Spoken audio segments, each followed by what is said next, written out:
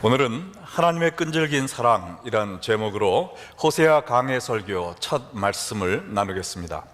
성경은 전체 66권으로 되어 있는데요, 구약이 39권, 신약이 27권입니다.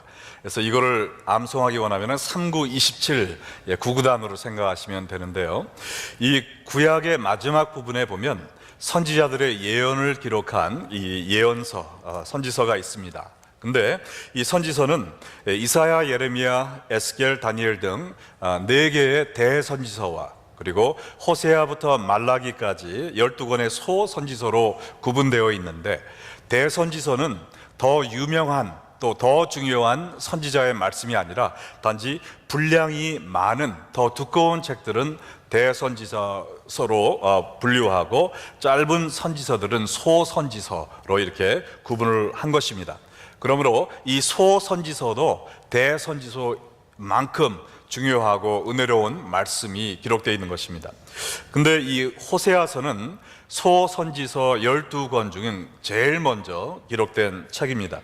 오늘 우리가 호세아의 첫 페이지를 열면서 깨달아야 될 첫 번째 진리는 호세아는 나를 향한 하나님의 말씀이라는 것입니다. 한번 같이 이야기해 볼까요? 호세아는 나를 향한 하나님의 말씀이다. 1장 1절을 보시면 우시아와 요담과 아스와 히스기야가 이어 유다 왕이 된 시대, 곧 요아스의 아들 여로보암이 이스라엘 왕이 된 시대에 부엘의 아들 호세아에게 임한 여호와의 말씀이다. 호세아서는 호세아에게 주신 하나님의 말씀입니다. 이 호세아는 이스라엘이 지금의 한국처럼 남북으로 분단된 시절에 북이스라엘에서 활동하던 선지자였습니다. 근데 1절 말씀처럼 북이스라엘의 13대 왕인 여로보암 2세가 다스릴 때부터 시작해서 이스라엘의 마지막 왕 19대 호세아 왕까지 이르러 약 50년간 북이스라엘에게 하나님의 말씀을 대언했던 선지자였습니다. 그런데 1절 말씀에 보면 특이한 점이 하나가 있습니다. 우시아, 요담, 아스, 히스기야 등 4명의 남유다 왕들이 먼저 나열되어 있다는 겁니다. 호세아는 북이스라엘에서 나고 자라 활동하다 죽은 북이스라엘의 선지자인데 왜 남유다의 왕 4명의 이름이 열거되어 있을까요? 그것도 북이스라엘 왕은 1명밖에 적혀 있지 않은데 남유다 왕들은 4명이나 적어 놓은 것입니다. 그 이유는 북이스라엘의 다가올 멸망에 대한 예언의 말씀을 듣고 남유다 백성들이 북이스라엘 백성들처럼 죄악을 범하지 말고 오직 하나님만을 경배하라라는 의미에서 남유다 왕들을 먼저 쓴 것입니다. 이 북이스라엘의 19명 왕들은 모두 다 우상을 숭배하고 하나님을 순종하지 않은 악한 왕들이었습니다. 그러나 이 남유다에는 괜찮은 왕들이 꽤 있었어요. 그래서 오늘 나열된 이 4명의 왕들도 아스만 빼놓고는 하나님의 말씀을 순종하기 위해서 최선을 다했던 왕이었습니다. 그리고 남유다는 앞으로 이 세상을 구원하기 위해 오실 메시아가 이 다윗의 자손 또 유다 지파를 통해서 오기로 약속된 그런 나라였습니다. 그래서 오늘 이 말씀을 통해서 하나님은 남유다 백성들아, 너희들은 북이스라엘 백성들처럼 죄악에 물들지 말라라는 뜻으로 이 책을 써주신 거고요. 다시 말하면 이 호세아서의 메시지는 남유다를 비롯해서 예수님을 믿음으로 하나님의 백성이 된 모든 사람들이 꼭 들음으로 말미암아 우리 삶에 있는 죄악을 청산하고 하나님께 돌아오도록 하나님이 주신 사랑의 편지임을 믿으시기 바랍니다. 자, 그래서 오늘 1절에 나온 여로보암 2세라고 이스라엘의 왕이 하나가 지금 기록이 되어 있는데요, 이 여로보암 2세의 때는 어떤 때였는가? 이 왕은 세상적으로 보면 아주 훌륭한 왕이었습니다. 열왕기하 14장 25절에 보면 이스라엘의 하나님 여호와께서 그의 종 가드헤벨 아미떼의 아들 선지자 요나를 통하여 하신 말씀과 같이 여로보암 2세를 이야기합니다. 이스라엘 영토를 회복하되 하맛 어귀에서부터 아라바 바다까지 하였으니, 이 북이스라엘을 41년이나 다스린 여로보암 2세는 다윗 왕 못지않는 강력한 통치력을 행사하면서 다윗과 솔로몬 시대의 모든 영토를 되찾을 정도로 큰 업적을 남겼습니다. 그리고 그 당시 동서 교역의 중심지였던 다메섹에서 무역을 함으로 말미암아 엄청난 경제적 번영을 이뤘던 왕이었어요. 제가 이번 주에 뉴스를 들으니까 지금 미국이 현재 미국 역사상 가장 긴 불 마켓을 경험하고 있다. 그래서 과거에 있었던 3,600일 이상으로 지금 가장 긴 경제적 상승세를 이어가고 있다라는 뉴스를 들었는데요. 이 여로보암 왕 2세 당시에 북이스라엘도 아마 주식은 쭉쭉 올라가고 실업률은 팍팍 떨어지는 경제적인 부흥을 경험하고 있었던 것 같습니다. 자, 그런데 배부르고 등 따시게 되니까 이 이스라엘 백성들이 어떻게 행동을 했을까요? 하나님께 감사하며 하나님께 더 헌신하는 것이 아니라 오히려 하나님을 버리고 물질 만능주의, 또 세속적인 이기심에 빠져서 황금 송아지를 만들어 숭배하는 그러한 죄를 저지르게 되었다는 것입니다. 열왕기상 12장 28절 말씀을 보면, 이에 계획하고 두 금송아지를 만들고 무리에게 말하기를 너희가 다시는 예루살렘에 올라갈 것이 없도다. 이스라엘아, 이는 너희를 애굽 땅에서 인도하여 올린 너희의 신이라 하고. 과거 이스라엘 백성들이 광야에서 모세가 시내산에 올라가 내려오지 않자 두 금송아지 상을 만들어 거기에 우상으로 만들고 절하였던 것처럼, 여로보암 왕 2세 시절에도 북이스라엘 백성들이 하나님 대신 금송아지를 만들어 놓고, 당신들은 이제 예루살렘까지 가서 예배드릴 필요가 없습니다, 이 사마리아에도 우리에게 신이 있습니다 라면서 이런 종교적 도덕적 타락에 빠져드는 총체적인 부패 상황에 들어가게 되었다는 것입니다. 현재 한국이나 미국의 상황과 너무나 비슷하지 않습니까? 하나님의 축복으로 많은 것을 누리게 되었지만 하나님께 감사하고 더욱더 충성 봉사하기는커녕 그에게 등을 돌리고 이 세상의 쾌락과 만족을 우리의 우상으로 삼고 죄악에 빠져 사는 현대인들에게 오늘 하나님께서 이 호세아를 통해서 우리가 들어야 될 말씀을 주셨다고 믿습니다. 자, 그럼 하나님이 오늘 호세아 선지자를 통해서 우리에게 주시는 그 말씀이 무엇일까요? 첫 번째는 하나님은 죄악을 반드시 심판하신다는 사실입니다. 함께 읽어볼까요? 하나님은 죄악을 반드시 심판하신다. 하나님이 호세아 선지자에게 처음으로 주신 말씀은 정말 충격과 경악 그 자체였습니다. 2절과 3절 전반부 말씀을 보시면, 여호와께서 처음 호세아에게 말씀하실 때 여호와께서 호세아에게 이르시되 너는 가서 음란한 여자를 맞이하여 음란한 자식을 낳으라. 이 나라가 여호와를 떠나 크게 음란함이니라 하시니라. 이에 그가 가서 디블라임의 딸 고멜을 맞이하였더니. 자, 호세아가 약 50년간 하나님을 섬겼기 때문에 처음 부르심을 받은 때는 아마 20대의 청년 싱글 때였습니다. 이제 내가 하나님을 섬겨야지 선지자로 헌신하고 거룩한 마음으로 주님을 섬길 자세를 갖고 있었는데, 하나님이 그에게 주신 말씀이 뭐냐? 가서 음란한 여인을 만나서 결혼하라는 겁니다. 그래서 좋은 자식을 낳는 것이 아니라 음란한 자식을 낳으라 그랬어요. 호세아가 이 말씀을 듣고 어떻게 느꼈을까요? 아니, 이게 무슨 날벼락 같은 말씀입니까, 하나님? 아닌 밤중에 홍두깨도 유분수지. 내가 거룩한 마음으로 하나님을 섬기려고 그랬는데 이 음란한 여인을 만나라는요, 이 음란한 여인은 글자 그대로 하면은 거리의 여자, 창기를 의미합니다. 내가 창기를 만나서 어떻게 하나님을 섬길 수 있겠습니까? 라는 반문이 생겼겠지만, 이 호세아는 이런 방구도 없이 그 말씀을 순종했습니다. 여러분도 한번 생각해 보세요. 우리 주위에 아주 유망한 젊은 목회자가 있는데 이제 결혼을 한다고 해서 가보니까 아주 남자 관계가 복잡한, 아주 정신이 복잡하게 하는 그러한 과거가 있는 여인이에요. 근데 결혼을 했습니다. 근데 결혼을 하고도 이 사모님이 정신을 못 차리고 밤마다 미니스커트를 입고 시카고 거리를 배회해요. 그러면 그 교회가 목회가 잘 되겠습니까? 교인들이 왔다가도 뭐라 그랬어요? 아이고 목사님 너나 잘하세요. 사모님 관리부터 잘하세요 라고 도망가지 않겠습니까? 아마 이 호세아도 아이고 하나님, 제가 이런 고멜 같은 여자하고 결혼해서 어떻게 말빨이 쓰겠습니까? 어떻게 하나님의 말씀을 전달할 수 있겠습니까? 라는 의문이 들었겠지만 하나님의 말씀을 순종했다는 겁니다. 그 이유는 오늘 2절 하반절에 나와 있어요. 이 나라가 여호와를 떠나 크게 음란함이니라. 여러분, 선지자가 창기를 아내로 맞이하는 것도 정말 믿기 힘들지만요, 더 충격적인 사실은 뭐냐? 하나님의 아들이신 거룩하신 예수 그리스도께서 이 세상과 간음하고 있는 더러운 죄인인 여러분과 우리를 그리스도의 신부로 맞아주셨다는 것입니다. 하나님의 아들이신, 단 한 번도 죄를 짓지 않으신 예수님께서 우리를 그리스도의 신부로 맞아주신 이것은 정말 우리가 믿을 수가 없는, 오직 하나님만이 하실 수 있는 그의 사랑의 표현이었다는 것이죠.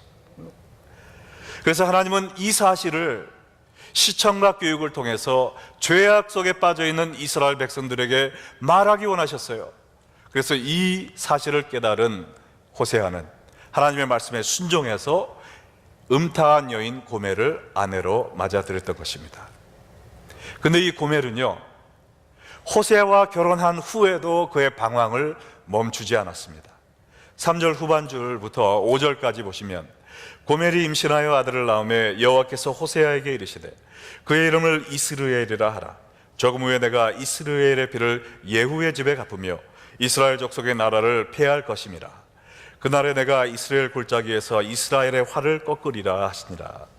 자, 마태복음 1장에 있는 족보를 보면 누가 누구를 낳고 누가 누구를 낳고 할 때 그 꼭 어머니의 이름이 아니라 아버지의 이름을 썼습니다. 이스라엘의 족보에는 아버지의 이름을 쓰게 돼 있었어요. 근데 오늘 여기에 보면 그 호세아가 아들을 낳음에 하지 않고 고멜이 아들을 낳았다 그랬어요. 첫째뿐만 아니라 둘째, 셋째 전부 다 고멜이 낳았다고 했습니다. 이게 무슨 뜻이냐면 이 아이들은 호세아의 아이들이 아니라는 거예요. 고멜이 밖에 나가서 바람을 피워서 배가 불러서 와서 낳은 자식들이란 말입니다. 하나님께서 음란한 여인을 맞아들여서 네가 음란한 자식을 낳아라 라고 하신 그 예언이 성취되고 있는 겁니다. 여기서 이 음란한 아이란 북이스라엘의 그 불순종의 열매를 상징하는 것이겠죠.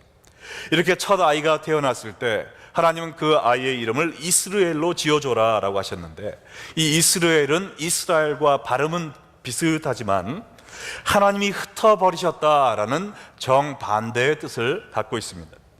하나님의 말씀을 받았지만 끝까지 우상을 섬긴 예후 왕의 가문이 완전히 멸종되었듯이 하나님께서는 이제 너희가 예후와 같이 나의 말씀을 받지 아니하고 계속해서 우상 섬기는 일을 하면 이 북이스라엘 나라를 아예 멸망시킬 수밖에 없다라는 경고의 메시지를 주고 계신 것입니다. 또한 이스라엘의 활을 꺾으리라 라는 말씀은 이스라엘 너희들의 경제를 믿고 군사력을 믿고 또한 주변 강국인 애굽을 믿지만 나의 분노가 너희에게 임할 때 너희의 너희의 군대가 다 멸망해 버리리라 라는 또 하나의 경고의 말씀이었습니다. 그러나 하나님은 이 경고의 말씀을 주신 후에 곧바로 심판하지 않으셨어요. 그래도 이 이스라엘이 경고의 말씀을 듣고 회개하여 돌아오기를 기다리신 것입니다. 그러나 북이스라엘은 회개하지 않았고 얼마 후 이 고멜은 또 하나의 아이를 갖게 되었습니다. 6절과 7절에 보면 고멜이 또 임신하여 딸을 낳음에 여호와께서 호세아에게 이르시되 그의 이름을 로루하마라 하라. 내가 다시는 이스라엘 족속을 긍휼히 여겨서 용서하지 아니할 것임이라. 그러나 내가 유다 족속을 긍휼히 여겨 그들의 하나님 여호와로 구원하겠고 활과 칼이나 전쟁이나 말과 마병으로 구원하지 아니하니라 하시니라. 자, 고멜이 밖에서 얻은 씨로 또 하나의 아이를 낳았습니다. 그 아이의 이름은 로루하마였어요. 이 로라는 것은 아니다라는 부정형이고 루하마는 긍휼을 의미하는 말입니다. 그러므로 로루하마라는 이야기는 하나님의 긍휼을 받지 못하다라는 뜻이에요. 그러므로 북이스라엘 백성들이 이렇게 계속해서 죄악에 거하면 하나님의 그 용서하시는 그 긍휼을 더 이상 받지 못할 것이다 라는 경고의 말씀을 해주신 거예요. 그러나 7절에는 아주 대조적인 말씀을 하셨습니다. 이 죄악 속에 빠져 있는 북이스라엘은 내가 긍휼히 여기지 않겠지만 남유다에게는 긍휼을 보이겠다라는 겁니다. 왜냐하면 남유다는 아직도 하나님을 믿고 신뢰하는 신앙이 남아 있었기 때문에 그래요. 그래서 이 말씀대로 아수르 왕 산헤립이 남유다를 쳐들어왔을 때 이 히스기야 왕이 하나님께 매달리며 기도했을 때 하나님께서 칼로 그들을 멸망시키신 것이 아니라 밤새 하나님의 사자를 보내셔서 하룻밤 사이에 18만 5천 명을 살육시키심으로 그들에게 긍휼을 베푸신 그러한 역사적인 사건이 있었습니다. 그러나 이런 일이 있었음에도 불구하고 이 북이스라엘 사람들은 회개하지 않은 겁니다. 그래서 하나님은 얼마 후 고멜의 셋째 아이를 통해서 마지막 경고의 메시지를 선포하셨어요.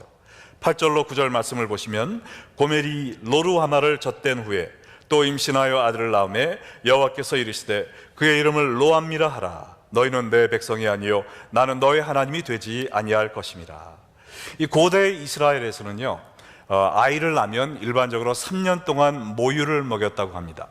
그래서 로루아마를 낳고 젖댄 후에라는 것은 적어도 4년 내지 5년의 기간이 흐른 거예요. 그 다음에 셋째 아이를 가정합니다. 이것은 그 긴 기간 동안 하나님께서 또다시 인내하셨다라는 것을 우리에게 보여주고 있습니다. 자, 그러나 그 기간 동안에도 이스라엘은 회개하지 않았고 하나님은 그 셋째 아이에게 로암미라는 이름을 붙여주셨습니다. 이 로라는 부정어 그리고 암미라는 나의 백성이란 뜻이 합성이 되어서 너희는 더 이상 나의 백성이 아니다라는 선포를 하신 거예요. 여러분, 창세기부터 요한계시록까지 성경을 보면은요 하나님의 가장 큰 소원 하나가 수없이 반복적으로 나와 있습니다. 그것이 뭐냐면 우리가 하나님의 백성이 되고 하나님이 우리의 하나님이 되어서 영원토록 사랑하며 같이 살자라는 거예요. 이것이 바로 하나님의 나라고 이것이 바로 천국이죠. 그러나 오늘 여기서 하나님이 뭐라고 선포하셨습니까? 내가 너희를 사랑하여 계속해서 여러 선지자들을 보내며 너희가 회개하고 나에게 돌아올 것을 종용하였지만 너희가 나를 무시하고 죄 가운데 계속 빠져 있음으로 말미암아 내가 이제 더 이상 너희의 하나님이 되지 않으리라. 더 이상 너는 나의 백성이 아니다 라고 말씀을 하고 계신 것입니다. 하나님은 사랑이 많으셔서 기다리고 또 기다리시지만 언젠가는 그 은혜의 문이 닫힐 때가 온다는 것이죠. 그리고 하나님의 심판의 때가 임한다는 거예요. 그때까지 회개하지 않고 있는 자들은 그때에 가서 회개하려고 해도 이제는 늦었습니다. 그때는 오직 죄악을 심판하시는 하나님의 형벌만이 우리를 기다리고 있을 거예요. 이 예언은 주전 722년 아수르가 북이스라엘의 수도인 사마리아를 3년간 포위한 후 점령하여서 그 북이스라엘 사람들을 아수르의 포로로 끌고 감으로 말미암아 1차적으로 성취되었습니다.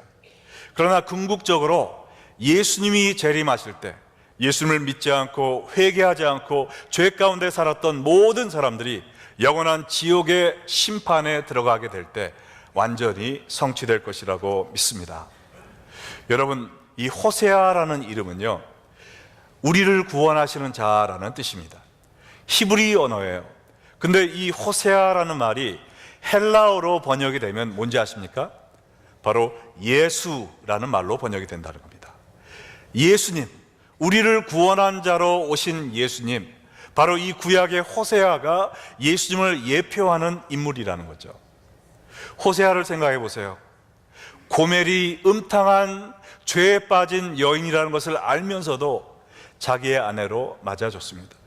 이처럼 예수님도 우리가 죄에 젖은 불쌍한 인생이라는 걸 알면서도 우리를 버리지 아니하시고 우리를 받아주셨어요. 하나님의 긍휼이요 사랑입니다. 할렐루야. 근데 이 고멜은 호세아와 결혼한 후에도 바뀌지 않고 계속해서 밤거리를 배회하며 정말 남의 씨를 얻어다가 자식을 낳는 그러한 죄의 생활을 계속했어요. 그러나 이 고멜뿐입니까? 여러분과 저도 예수님을 영접하고 하나님의 백성이라고 우리가 고백한 후에도 얼마나 많이 이 세상과 타협하며 죄를 짓는 삶을 계속했습니까? 정말 어떤 면에서 우리는 고멜보다 더 악한 자가 아닙니까? 고멜은 몇 년에 한 번씩 이러한 음행을 저질렀는지 모르지만 우리는 하루가 멀다 하고 하나님을 배신하는 그러한 삶을 살고 있지 않습니까?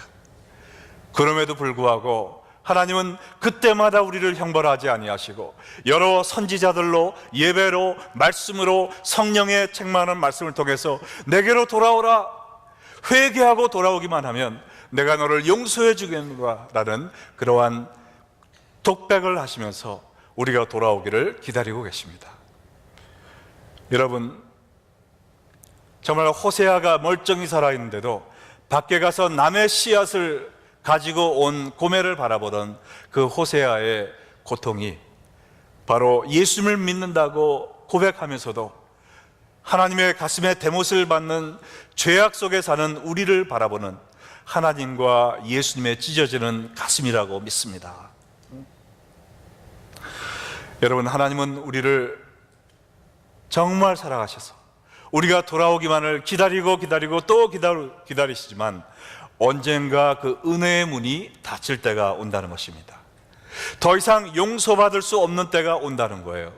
내가 지금 죄 짓고 살고 있지만 하나님이 나를 형벌 안 하시는 걸 볼 때 내 마음대로 살아도 되는구나 착각하면서 이 세상의 우상들을 섬기고 죄 가운데 빠져 살다가는 언젠가 은혜의 문이 닫히고 심판의 날이 오는 그날 우리는 영원한 저주 속에 빠져 들어갈 수밖에 없게 된다는 것입니다. 그날이 오기 전에, 더 늦기 전에, 버림받기 전에 회개하고 하나님께로 돌아가는 여러분과 제가 되기를 주 예수의 이름으로 축원합니다. 오늘 말씀을 통해 우리가 알기 원하시는 또 하나의 진리가 있는데 그것은 하나님은 그의 백성을 끝까지 사랑하신다는 것입니다. 한번 같이 읽어볼까요? 하나님은 그의 백성을 끝까지 사랑하신다. 호세아가 하나님의 심판으로 끝나버렸다면 우리를 구원하시는 분이라는 호세아의 이름이 무색하게 되었을 것입니다. 그러나 하나님의 심판의 목적은 항상 멸망이 아니라 회복이에요. 그래서 오늘 10절부터 보면 북이스라엘의 심판을 통해 하나님이 이루기 원하시는 회복의 축복의 역사가 기록되어 있습니다. 10절과 11절 말씀 보세요. 그러나 이스라엘 자손의 수가 바닷가의 모래같이 되어서 헤아릴 수도 없고 셀 수도 없을 것이며 전에 그들에게 이르기를 너희는 내 백성이 아니라 한 그곳에서 그들에게 이르기를 너희는 살아계신 하나님의 아들들이라 할 것이라. 이에 유다 자손과 이스라엘 자손이 함께 모여 한 우두머리를 세우고 그 땅에서부터 올라오리니 이스라엘의 날이 클 것임이라. 자, 이스라엘이란 이름은 하나님이 흩어버리시다라는 뜻도 있지만 동시에 하나님이 모으신다라는 뜻도 있습니다. 여기서는 그 두 번째 의미로 사용된 거예요. 그동안 죄악으로 인해 아수르의 흩어짐을 당했던 북이스라엘 백성들이 정말 하나님의 심판을 보고 그 남은 자들이 회개하고 하나님을 바라볼 때 하나님이 그들을 다시 모아주시겠다라는 그러한 축복의 약속인 것입니다. 그래서 유다 백성들과 함께 예루살렘으로 다시 모아주셔서 한 우두머리를 섬기며 하나님께로 나오게 해주겠다라는 말인데 이 예언의 1차적인 성취는요, 북이스라엘에 이어 남유다도 멸망하여 바벨론 속박 속에 있을 때 나중에 페르시아가 일어나 바벨론을 정복하고 그 페르시아의 고레스 왕이 이스라엘 백성을 풀어주기로 결정함으로 말미암아 바벨론에 있던 유다 백성과 또한 북이스라엘 백성들이 함께 예루살렘으로 돌아오게 되므로 1차적으로 성취가 되었습니다. 그러나 궁극적으로는 예수님이 재림하실 때 이스라엘 백성들뿐만 아니라 온 세계 모든 족속들 가운데 예수님을 믿은 수많은 사람들이, 정말 셀 수 없는 바다 모래처럼 많은 사람들이 하나님의 나라에 입성하여 예수님의 사랑에 의지하여 하나님을 찬양하게 되는 그날 궁극적으로 성취되리라고 믿습니다. 여기서 이야기한 이 우두머리, 주인이라는 것은 예수님을 이야기하는 것입니다. 정말 예수님을 의지하고 예수님의 보혈에 의지하는 사람들은 우리의 족속이나 언어에 상관없이 천국에 다 함께 들어가게 된다는 이런 약속의 말씀입니다. 근데 이날 어떤 일이 있을 것인가? 호세아 2장 1절 마지막으로 함께 같이 읽겠습니다. 너희 형제에게는 암미라 하고 너희 자매에게는 루아마라 하라. 자, 하나님의 백성이 아니었던 루암미였던 우리가 암미, 즉 하나님의 백성이 되는 축복을 얻게 된다는 겁니다. 또한 하나님의 긍휼하심을 얻지 못했던 로루하마였던 우리가 루아마, 즉 하나님의 긍휼을 얻게 된다는 거예요. 그래서 하나님의 은혜를 입은 백성들이 하나님의 백성이 되어 하나님을 우리의 하나님으로 모시고 영원히 하나님과 사랑하며 살게 되는 곳, 그것이 바로 하나님의 나라이며 천국임을 믿으시기 바랍니다. 하나님은 베드로를 통해서 이 진리를 신약에도 이미 말씀을 해주셨어요. 베드로전서 2장 9절로 10절에 보면 그러나 너희는 택하신 족속이요 왕같은 제사장들이요 거룩한 나라요 그의 소유가 된 백성이니 이는 너희를 어두운 데서 불러내어 그의 기이한 빛에 들어가게 하신 이의 아름다운 덕을 선포하게 하려 하심이라. 너희가 전에는 백성이 아니더니 이제는 하나님의 백성이요 전에는 긍휼을 얻지 못하였더니 이제는 긍휼을 얻은 자니라. 죄악에 살던 우리는 하나님의 백성이 아니었습니다. 그러나 이제는 무엇이 되었다고요? 하나님의 백성이 되었답니다. 할렐루야. 또한 우리는 전에는 긍휼을 얻지 못했어요. 그러나 예수님의 십자가의 죽음을 통해 모든 죄인을 용서해 주시는 하나님의 긍휼을 얻게 되었습니다. 할렐루야. 그래서 이제는 우리의 인종이나 색상을 다 불문하고 예수님을 믿는 모든 사람들이 하나님이 택하신 족속이 되었고 왕같은 제사장이 되었고 거룩한 나라 하나님의 소유가 된 백성들이 되어 하나님을 찬양하게 되었다는 것입니다. 자, 그러면 하나님의 백성이 되고 하나님의 긍휼을 얻게 된 우리가 어떠한 삶을 살아야 될까요? 베드로전서 2장 9절에 하반부에 뭐라고 그랬습니까? 우리를 어두운 데서 불러내어 밝은 빛으로 들어가게 하신 이의 아름다운 덕을 선포하며 살아라라고 이야기를 하고 있습니다. 하나님의 은혜로 말미암아 아무 자격 없는 우리가 하나님의 백성이 된 이 기쁨, 우리가 어떻게 살아내야 됩니까? 우리를 어둠에서 불러내어 정말 빛의 자녀로 만들어주신 하나님의 영광을 드러내며 찬양하며 살라고 그랬어요. 이건 뭡니까? 정말 우리가 오늘 온 마음을 다해 찬양한 것처럼 우리가 가는 곳곳마다 우리의 목청을 높여 하나님을 찬양하고 예배드리는 예배자의 삶을 살라는 것입니다. 두 번째는 하나님께서 이러한 은혜로 나 같은 죄인도 구원해 주셨습니다. 여러분도 하나님만 믿으면 이제 이 긍휼을 얻고 하나님의 백성이 될 수 있습니다 라는 전도와 선교의 삶을 사는 사람이 되라는 것입니다. 이것이 바로 구원받은 자의 올바른 삶이에요. 예배자로 전도자로 살면서 하나님의 은혜를 찬양하고 전파하는 이것이 바로 참된 긍휼의 하나님을 만난 사람의 모습인 줄로 믿습니다. 여러분은 이러한 삶을 살고 계십니까? 정말 어떤 환경에 처해 있든지 어디에 가든지 나의 삶을 통해 예수님을 찬양하고 예배드리는 예배자로 서 계십니까? 정말 입을 열면 내 자랑이 아니라 예수님 자랑하며 하나님의 긍휼을 전파하는 전도자요 선교사로 살고 계십니까? 그러지 않다면 혹시 내가 아직도 고멜과 같은 삶을 살고 있는 것은 아닌가? 나 같은 죄인을 신부로 삼아주신 예수 그리스도의 사랑을 망각하고 아직도 세상과 간음하며 나의 쾌락과 만족을 위해 여기저기 방황하며 밤거리를 거니는 어둠의 자식이 아닌지 우리 자신을 돌아봐야 될 줄로 믿습니다. 오늘 이 시간 우리를 향한 호세아를 통해 주시는 하나님의 말씀은 북이스라엘의 전철을 밟지 말고 회개하고 하나님께 돌아오라는 거예요. 지금 이 시간도 우리를 기다리고 계시는 여호와께 돌아가는 저와 여러분 되시기를 주의 이름으로 축원합니다. 어느 시골의 한 가정에 무남동녀로 귀하게 자란 딸이 성인이 되자 갑갑한 시골 생활에 실증이 나서 서울로 그냥 상경을 해버렸습니다. 거기서 방탕하고 온갖 죄를 저지르며 드디어는 돌이킬 수 없는 지경에까지 이르는 그러한 험난한 삶을 살았어요. 이 젊은 여인은 자살을 결심했습니다. 그리고 스스로 목숨을 끊기 전에 고향에 돌아가서 부모님을 뵐 면목은 없지만 내가 살던 집이라도 한번 보고 내가 죽어야 되겠다라는 마음을 가지고 밤차를 타고 자기의 고향집에 갔습니다. 근데 고향집을 멀리서 바라보는데 대문이 활짝 열려 있는 거예요. 그 대문 사이로 옛날 아빠와 함께 심은 그 나무가 크게 자라있는 모습을 보고 옛날 아빠 엄마와 함께 뛰어놀던 그 마당의 모습을 보면서 울컥하는 마음이 생겨서 집 앞으로 걸어갔습니다. 늦은 밤중이었지만 혹시나 해서 정말 기어 들어가는 목소리로 아버지, 어머니 혹시 계세요? 작은 소리로 이야기했지만 그 소리를 듣자마자 정말 안방의 문이 화르르 열리면서 그 아빠가 정말 신발도 신지 않고 뛰어나와서 내 사랑하는 딸아, 네가 어디에 있었느냐? 네가 간 순간부터 우리는 한 번도 대문을 잠그지 않고 밤에 불을 끄지 않고 거의 뜬 눈으로 지새면서 네가 돌아오기만을 기다렸다. 눈물로 그의 딸을 껴안아 주셨다는 겁니다.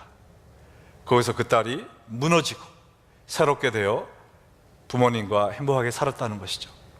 여러분, 이 이야기는 바로 우리를 기다리시는 하나님의 이야기입니다.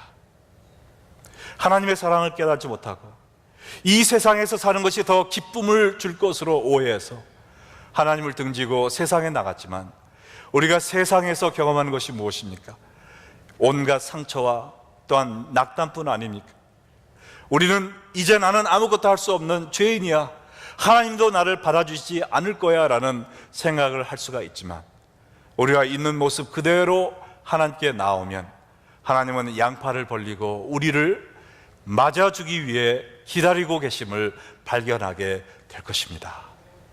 우리의 있는 모습 그대로 나의 죄인된 그 못된 정말 불쌍한 모습 그대로 하나님 앞으로 나오시기 바랍니다.